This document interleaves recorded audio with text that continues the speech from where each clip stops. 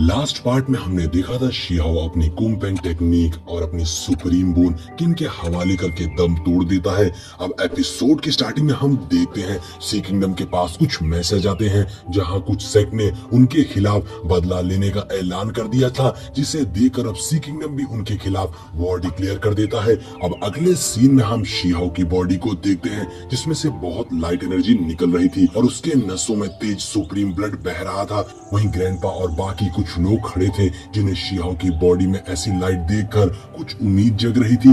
तभी अचानक से शिहाओ का दिल बहुत जोरों से धड़कने लगता है, मगर ये नॉर्मल नहीं था। ये फोर्स इतना ज्यादा था कि इससे जमीन में पड़े पत्थर और सामने खड़े लोग तक हिलने लगते हैं। वहीं मौजूद होली बर्ड ये देखकर कहती है कितना ज्यादा स्ट्रॉन्ग फोर्स है, जैसे ये किसी जायंट का दिल है। ये क्या हो रहा है? तो चैम बताता है ऐसा लग रहा है जैसे एक बार फिर से शिहाओ रिकवर हो रहा है, मगर ऐसा कैसे हो सकता है, वो भी बिना सुप्रीम बोन के। फिर चैंप एक पल की लाइट एनर्जी शिहाओ की बॉडी पर डालता है, उसके फोर्स को कंट्रोल करने लगता है। ग्रैंडपा को ये देखकर कुछ उम्मीद सी जग गई थी, शायद एक बार फिर से शिहाओ उनके सामने होगा। तभी होलीबर्ड को समझ में आ जाता है शिहाओ की बॉडी में बह रहा सुप्रीम ब्लड ही उसकी फिजिकल बॉडी को रिकवर कर रहा है। और अब उन सभी को समझ आ गया था कि शिहाओ की बॉडी में मौजूद सुप्रीम ब्लड बहुत तेजी से घट गया था, मगर अब एक नया प्योर ब्लड उसकी बॉडी में ही अपीयर हो रहा है, जिससे शिहाओ बहुत तेजी से रिकवर हो रहा है। मगर उन सभी को डर था कि इस फोर्स से शिहाओ की बॉडी एक्सप्लोड हो जाएगी। तभी शिहाओ की बॉडी से जबरदस्त लाइट निकलती है, जिससे अब किसी को कुछ दिखाई नहीं दे रहा था। और ये देखकर ग्रैंडपा शिहाओ की ओर भागते हैं। उसी वक्त शिहाओ की बॉडी में कुछ मूवमेंट होती है, जिससे देखकर चैंप समझ जाता है जरूर यहाँ एक्सप्लोजन होने वाला है। इसलिए वो तुरंत ही ग्रैंडपा को पीछे हटने को कहता है, मगर तब तक वहां धमाका हो गया था। लेकिन तब तक चैंप ने ग्रैंडपा को एक शील्ड में कवर कर दिया था। और तभी चैंप होलीबर्ड से कहता है शिहाओ अपनी डिस्ट्रॉयड सुप्रीम बोन को अपनी हड्डियों में खून के जरिए फैला रहा है, जिसे सुन के होलीबर्ड कहती है इस तरह से शिहाओ बिना सुप्रीम बोन के भी जिंदा रह सकता है। तभी शिहाओ की बॉडी में मौजूद सुप्रीम ब्लड उसकी बॉडी को कवर कर लेती है, मगर शिहाओ न जाने क्यों इस प्रोसेस को रोक देता है। ये देखकर ग्रैंडपा डर जाते हैं और उसके पास जाकर उसे जगाने की कोशिश करते हैं। तभी होलीबर्ड और चैम भी शिहाओ के पास आ जाते हैं और कहते हैं सुप्रीम आर्ट को परफॉर्म करके शिहाओ की पूरी बॉडी रिपेयर हो गई है, मगर उसके बाद भी शिहाओ अभी तक क्यों नहीं उठा। ये देखकर चैंप जोर जोर से चिल्लाकर शिहाओ को जगाने की कोशिश कर रहा था। दरअसल चैंप ये आवाज शिहाओ के माइंड तक पहुंचाना चाहता था। वहीं अब दूसरी ओर हम शिहाओ को उसके सबकॉन्शियस माइंड में देखते हैं, जहां शिहाओ एक गहरे पानी में गिर रहा था। और तभी शिहाओ को कुछ आवाजें सुनाई देती है, जहां उसके लोग उसे बुला रहे थे, जिससे शिहाओ की आंखें खुलती है और वो देखता है उसके सामने अपने लोगों की यादें थी। ये देखकर शिहाओ खुश हो जाता है और उन यादों की ओर भागता है, यानी शिहाओ जिंदगी की ओर जा रहा था।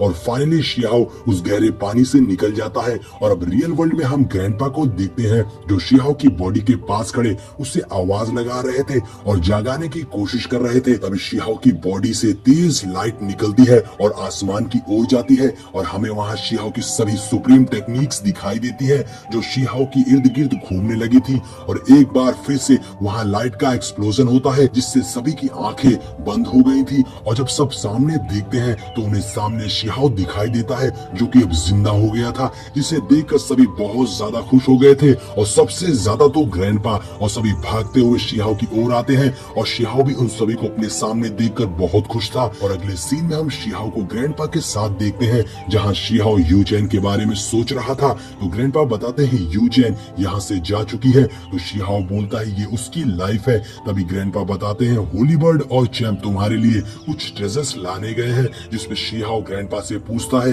क्या अभी मेरे बारे में किसी और को नहीं पता। तो ग्रैंडपा कहते हैं मैंने अभी तक तो किसी को नहीं बताया, मैंने सोचा पहले तुम सही से रिकवर हो जाओ और अब तुम जाके खुद उन सभी से मिल सकते हो। नेक्स्ट सीन में हम सी किंगडम को देखते हैं, जहां अपर वर्ल्ड अटैक करने आ रहा था और उसके अटैक से बचने के लिए शी किंगडम के ऊपर डिफेंस शील्ड एक्टिवेट कर दी गई थी। सी किंगडम के लोग को कुछ भी भी समझ नहीं आ रहा था कि ये क्या हो रहा है। तभी सब देखते हैं कि आसमान में एक पोर्टल ओपन हो गया था और अपर वर्ल्ड से कुछ बाहर आता है जो उस डिफेंस शील्ड को तोड़ने के लिए उस पर अटैक करने लगता है। कमांडर को भी समझ नहीं आ रहा था कि ये कैसा अटैक है, क्या ये ब्लड सैक्रिफाइस है। वहीं सी किंगडम के लोग डर कर इधर उधर भागने लगते हैं। तभी ऊपर तेज हलचल होती है जिसे देखकर जेन समझ गया था कि अपर वर्ल्ड से बहुत ही पावरफुल और बड़ा अटैक आने वाला है। और अब ऐसा ही होता है, ऊपर से एक पावरफुल अटैक उस शील्ड पर हमला करता है जिससे डिफेंस करने के लिए जेन, पेंग और कमांडर अपनी पावर्स कंबाइन करके उस शील्ड को डिफेंस करने लगते हैं। तभी जेन एक ट्रेजर बॉक्स ओपन कर लेता है जिसमें से डिवाइन ड्रैगन बाहर आता है जिसके पावर से वो लोग अपर वर्ल्ड के अटैक को डिस्ट्रॉय कर देते हैं। लेकिन अभी खतरा टला नहीं था, इसलिए जेन पूछता है कि क्या अभी भी एंसेंट्रल लैंड से कोई संपर्क नहीं हुआ, जिस पर पेंग बताता है कि उसने बहुत कोशिश की लेकिन कोई रिस्पांस नहीं आया, जिससे जेन को लगने लगता है कि एंसेंट्रल लैंड पर कुछ गड़बड़ है, वहाँ कोई प्रॉब्लम है। और अब सीन चेंज होता है और हम शियाओ को देखते हैं जो सोच रहा था कि 7 गॉड जो इस वर्ल्ड में आए हैं, इन सब के पीछे जो भी लोग हैं उन्हें इसकी कीमत चुकानी पड़ेगी। और अब शियाओ स्टोन विलेज से जा रहा था हेवन का असली रास्ता खोजने। शियाओ सबको अपना ख्याल रखने को कहता है क्योंकि उसे अभी भी पता नहीं था कि अब कब वो उन लोगों को दोबारा देख पाएगा। जिसके बाद शियाओ सबको गुड बाय कहकर वहां से चला जाता है। और अब सीन फिर से सी किंगडम पर आता है जहां अब थोड़ी देर के लिए सब शांत था, लेकिन तभी अपर वर्ल्ड से फायरबॉल अटैक होने लगते हैं जो डिफेंस शील्ड में छेद करते हुए नीचे सी किंगडम में आकर गिरते हैं, जो देखकर जेन को बहुत गुस्सा आता है। तभी एक बहुत ही बड़ा फायरबॉल अटैक आकर उस डिफेंस शील्ड से टकराता है जिससे वहां जबरदस्त ब्लास्ट होता है, जो देखकर जेन अब फ्रंट लाइन पर आ रहा था अपर वर्ल्ड से फाइट करके सी किंगडम को प्रोटेक्ट करने के लिए। लेकिन इसमें बहुत खतरा था, इसलिए पेंग जेन को रोक रहा था। पर जेन कहता है मैंने शिहा को प्रॉमिस किया है, ये मेरी रिस्पॉन्सिबिलिटी है कि मैं सी किंगडम को प्रोटेक्ट करूं, इसलिए मैं खुद पर्सनली किंगडम के गेट को प्रोटेक्ट करूंगा। और अगर इसमें मैं मरता भी हूं तो कम से कम अपने किंगडम में तो मरूंगा। तभी अपर वर्ल्ड से एक बहुत ही पावरफुल अटैक होता है जिससे एक ही झटके में वो डिफेंस शील्ड चकनाचूर हो जाती है। और अब अपर वर्ल्ड के बंदे सी किंगडम से सारे डिवाइन ट्रेजर चुराने आने लगते हैं और वो सब फायरबॉल से अटैक करके सी किंगडम को तबाह करने लगते हैं। वहीं अपर वर्ल्ड का एक डिवाइन ड्रैगन बर्ड बहुत ही पावरफुल फायरबॉल अटैक तैयार करके उन पर अटैक कर देता है, जिसे देखकर सब डर गए थे और हैरान रह गए थे।